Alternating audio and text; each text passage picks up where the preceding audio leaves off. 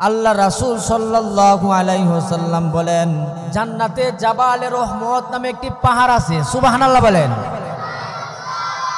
এই পাহাড়ের উপরে সবচেয়ে উপরে শৃঙ্গের মধ্যে একটি বালাখানা আছে। এই পাহাড়ের উপরে, এই শৃঙ্গের উপরে বালাখানা আছে। এটার নাম হলো বাইতুস সালাম। পাহাড়ের নাম হলো জাবালে রহমত, বালাখানার নাম হলো বাইতুস সালাম। আল্লাহর রাসূল সাল্লাল্লাহু আলাইহি ওয়াসাল্লাম বলেন, এই বাইতুস সালাম, এই বালাখানার মধ্যে একটি রংমহল আছে। একথা এই রংমহলের নাম হলো কাসরুস সুরুর। এই কাসরুস সুরুর রংমহলের ভিতরে আল্লাহ তাআলা আরো একটি বালাখানা রাখছে। সুবহানাল্লাহ আওয়াজ করে বলেন, আওয়াজ করে বলেন সুবহানাল্লাহ। কাসরুস সুরুর এর মধ্যে আল্লাহ তাআলা আরো একটি বালাখানা রেখেছেন, নাম হলো বাইতুজ জালাল। এই বাইতুজ জালালে আল্লাহর রাসূল ঢুকছেন। সুবহানাল্লাহ। আল্লাহর রাসূল বলেন, এটার মধ্যে 400 দরওয়াজা আছে। এই জান্নাতে কারা থাকবেন? 400 দরওয়াজা আছে। মজার বিষয় হলো, সবচেয়ে আনন্দের বিষয় হলো 400 দরজা আছেন। 400 দরওয়াজার মধ্যে এই যে বাইতুল জালাল যে রংমহল, এটার মধ্যে যে জান্নাতীরা থাকবেন, 400 দরওয়াজার মধ্যে যে দরওয়াজা দিয়েই সে দু চোখ মেলবে, দু চোখের পলক মারবে, দু চোখ দিয়ে তাকাইবেন, এই প্রতিটা দরওয়াজা দিয়ে আমার আল্লাহ তাআলা দিদার লাভ করতে পারবে। সুবহানাল্লাহ। জান্নাতের কত নিয়ামত, জান্নাতের কত নিয়ামত। আল্লাহর রাসূল সাল্লাল্লাহু আলাইহি ওয়াসাল্লাম যখন মেরাজে গেছিলেন, মেরাজে যখন আল্লাহর রাসূল সাল্লাল্লাহু আলাইহি ওয়াসাল্লাম গেলেন, তো একটি জায়গা, অনেক সুন্দর একটি জায়গা, হাউজে কাউসার। এই হাউজে কাউসার থেকে কিছু নালা আছে। কি আছে? নালা। বিভিন্ন নদী থেকে, বড় বড় নদী এবং সাগর থেকে যেমন ভাবে ছোট খালের মতো আসে, এভাবে নালা আছে। আল্লাহর রাসূল 4টি নহর দেখতে পেলেন। কয়টি?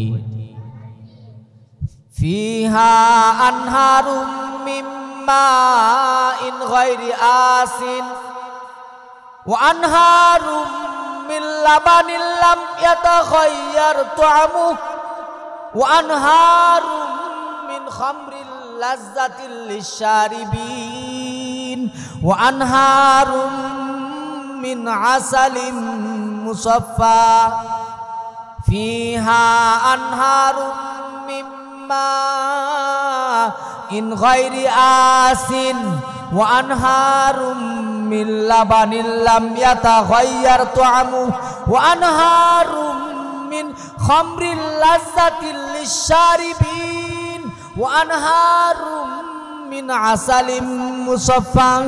আল্লাহ রাসূল সাল্লাল্লাহু আলাইহি ওয়াসাল্লাম বলেন, আমি এই নহরগুলি দেখে জিব্রাইল আমিনকে জিজ্ঞেস করলাম, জিব্রাইল, এই যে নহরগুলি, এটার উৎস কোথায়?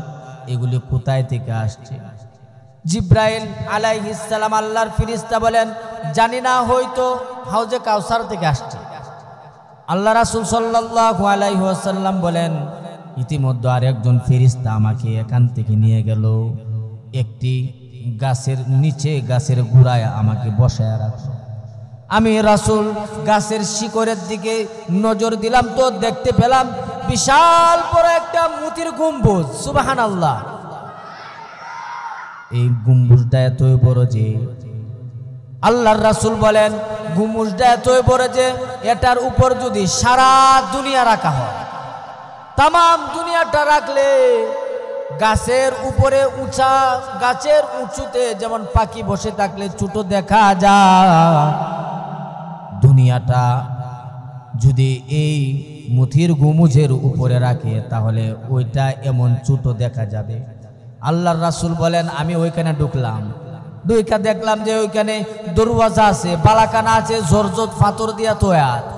আমি আল্লাহর রাসূল দরওয়াজাগুলির সামনে দাঁড়াইলাম, দেখতে পেলাম প্রত্যেকটা দরওয়াজায় লেখা বিসমিল্লাহির রহমানির রহিম।